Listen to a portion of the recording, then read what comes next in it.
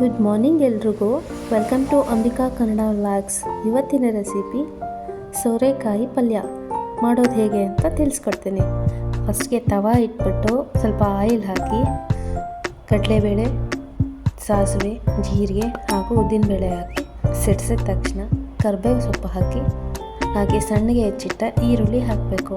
ಇದು ಕೆಂಪಾಗೆ ಬಾಡಿದ ನಂತರ ಚೆನ್ನಾಗಿ ಕೈ ಆಡಿಸ್ಬೇಕು.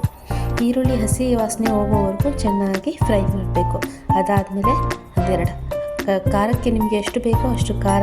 ನನಗೆ ಸ್ವಲ್ಪ ನಮ್ಮ ಮನೆಯಲ್ಲಿ ಖಾರ ಜಾಸ್ತಿ ತಿನ್ನಲ್ಲ, ಹಾಗಾಗಿ ಹಸಿ ಮೆಣಸಿನ್ಕಾಯಿ ಹಾಕ್ತೆ. ಆಮೇಲೆ ಕಟ್ ಮಾಡಿ ತೊಳೆದು ಹೆಚ್ಚಿಟ್ಕೊಂಡಿರೋ ಅಂಥ ಸೋರೆಕಾಯಿನ ಹಾಕಿ ಸ್ವಲ್ಪ ಚೆನ್ನಾಗಿ ಬಾಡಿಸ್ತೀನಿ.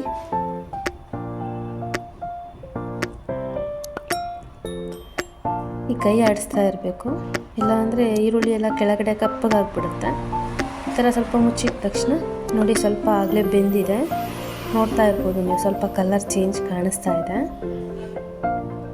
ಈಗ ಸ್ವಲ್ಪ ಅರಿಶಿಣ ಹಾಕಬೇಕು, ಮತ್ತು ಬಾಡಿಸಿ ಒಂದು ಸ್ವಲ್ಪ ಹೊತ್ತು ಮುಚ್ಚಿಡಬೇಕು. ಈಗ ಸ್ವಲ್ಪ ಉಪ್ಪು ಹಾಕಿ ಚೆನ್ನಾಗಿ ಮತ್ತೆ ಕೈ ಆಡಿಸಿ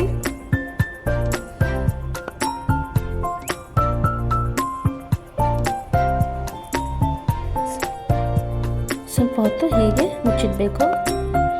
ಆಲ್ರೆಡಿ ಬೆಂದಿದೆ. ಈಗ ಸ್ವಲ್ಪ ಕಾಯಿ ತುರಿದಿಟ್ಕೊಂಡ್ರೆ ಚೆನ್ನಾಗಿರುತ್ತೆ. ಮಿಕ್ಸಿಗೆ ಹಾಕಿದ್ರೆ ಅಷ್ಟಾಗಿ ಚೆನ್ನಾಗಿರಲ್ಲ. ತೆಂಗಿನಕಾಯಿನ ತುರಿದ್ಬಿಟ್ಟು ಹಸಿ ಕೊತ್ತಂಬರಿ ಹಾಕಿ ಗಾರ್ನಿಷ್ ಮಾಡಿ ಮಿಕ್ಸ್ ಮಾಡಿಟ್ರೆ ತುಂಬ ಚೆನ್ನಾಗಿರುತ್ತೆ.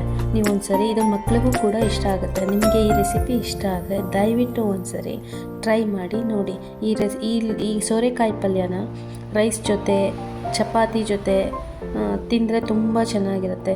ಇಲ್ಲ ವೆಯ್ಟ್ ಲಾಸ್ ಮಾಡೋರು ಡೈರೆಕ್ಟ್ ಹಾಗೇ ಬಿಸಿ ಬಿಸಿಯಾಗಿ ಪಲ್ಯ ತಿಂದ್ಬಿಟ್ರೆ ಮತ್ತೆ ತುಂಬ ಇಷ್ಟ ಆಗುತ್ತೆ. ಮತ್ತೆ ತಿನ್ನಬೇಕು ಅನಿಸುತ್ತೆ. ನೋಡಿ, ಈಗ ರೆಡಿಯಾಗಿದೆ. ದಯವಿಟ್ಟು ಒಂದ್ಸರಿ ರೆಸಿಪಿ ಟ್ರೈ ಮಾಡಿ. ಇಷ್ಟ ಆದರೆ ಲೈಕ್ ಮಾಡಿ, ಕಮೆಂಟ್ ಮಾಡಿ, ಶೇರ್ ಮಾಡಿ.